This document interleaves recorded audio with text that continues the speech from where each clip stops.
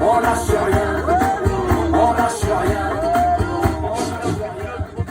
Aujourd'hui, se tient le conseil d'administration de l'Arco-Largirc à Paris. En même temps, ce conseil d'administration a de l'importance parce qu'ils vont définir la revalorisation des retraites complémentaires, mais aussi la gestion proprement dite de la retraite complémentaire, donc le financement des points de Arco-Largirc. Et on voit bien que la stratégie du MEDEF est de créer les conditions de diminuer encore les moyens pour cette complémentaire et continuer à spéculer sur les excédents Arco-Largirc. Alors pour information, c'est 101 milliards d'excédents et que normalement, dans le cadre des statuts d'une mutuelle, normalement il faut simplement que 6 mois de réserve. Là ici, on est à près de plus d'1 an, donc on pourrait, une partie de l'argent créé, pouvoir financer une augmentation substantielle qu'on a évaluée à 10% pour les pensions. C'est-à-dire que plus précisément, avec les 101 milliards, le MEDEF, ou tout au moins l'Arco-Largirc, comme complémentaire, ont un rendement de 7 milliards par an. Et les 7 milliards, ça représente à peu près une augmentation de 10% des pensions.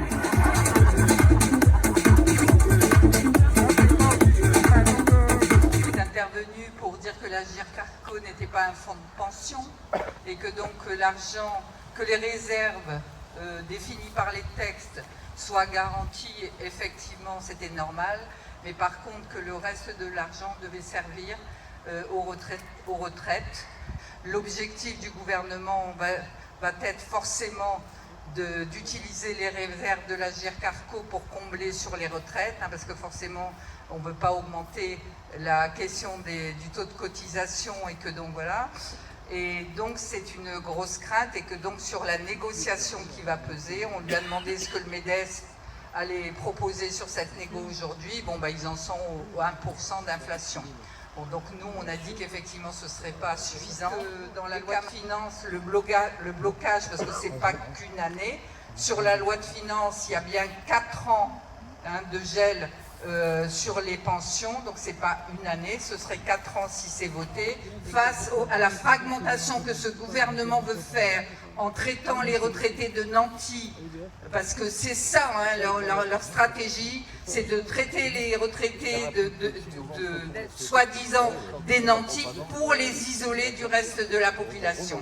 Donc il faut absolument, nous à la CGT, qu'on garde cette stratégie active retraitée, que les syndicats actifs et retraités travaillent ensemble pour construire des mobilisations.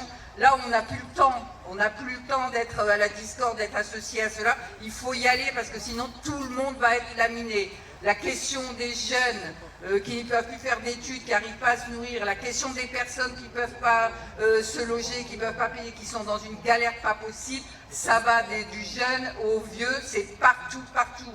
La question de l'éducation, la question de la santé, la question des services publics, tout ça est lié. Si on n'a pas de lien entre les actifs et les retraités, la continuité syndicale, elle est vouée à l'échec.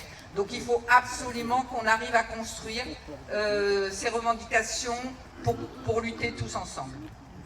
Et tout